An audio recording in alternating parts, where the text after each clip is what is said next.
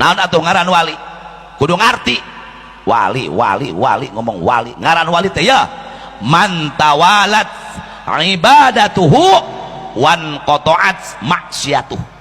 Ngaran wali mah jalma anu terus-terusan ibadah ka Allah subhanahu wa ta'ala, can pernah gaplah, can pernah poho, sambekan ke ka Allah, wan qata'at maksiatuh, talak tilu jeung maksiat, eta wali ngaranna.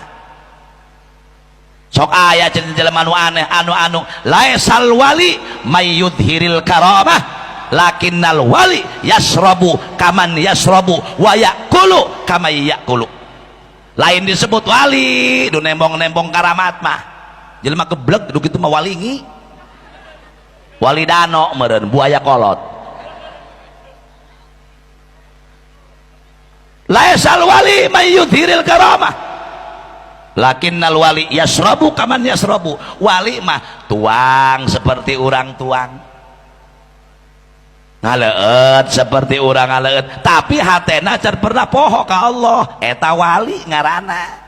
Jeung teu ngomong-ngomong aing wali kanyahoan langsung pan loba wali kanyahoan karomatna Gusti maotan abdi bisi gara-gara kanyahoan abdi di alam ku jelema eueuh nanaonan ibadah ka Gusti, eta wali nyuhunkeun maot Gusti sagede wali mah kos kitu orang soleh emangna urang ngenang dia lurah mengenang minta jampe di mana ti anu atuh aing jampe na manjur laju bae urang mah wali jurig ieu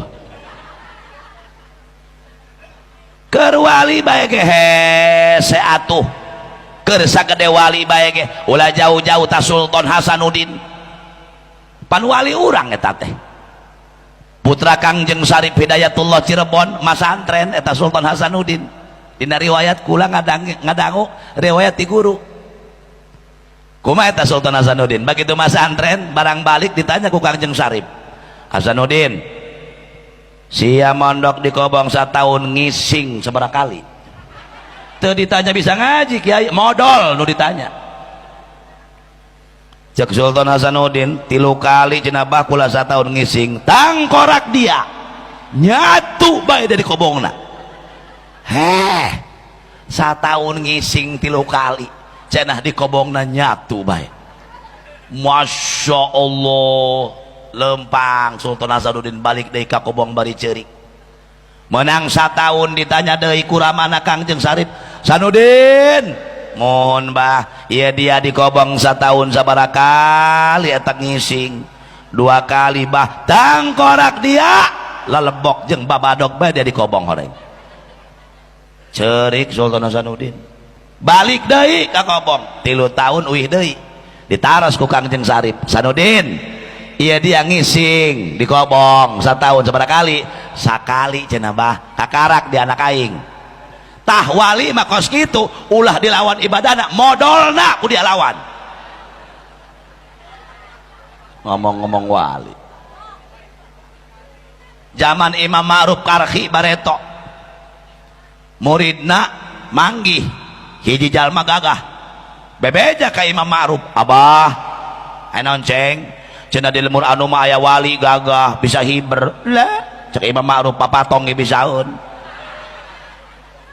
ulah aneh bah hebat ilmuna bisa lempang di luhur cai napak sancang ulah aneh encang-encang ge bisaeun. I abah hebat ilmuna bisa tembus ke bumi cacing hirupna jero taneuh ceng jeung kuuk bataun-taun atuh jatuh modar teu naon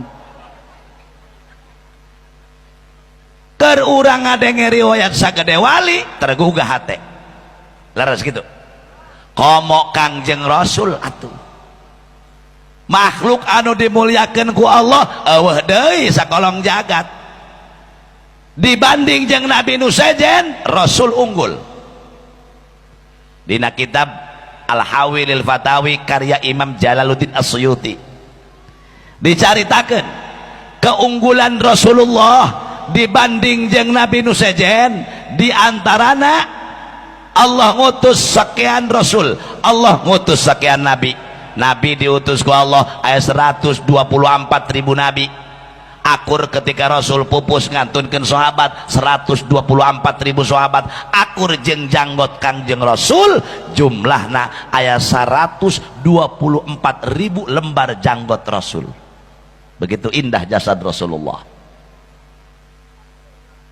Rasul jumlahna 313 cek sakaol 315 cek sakaol 314 eta mah pendapat wal hadirin wal hadirat.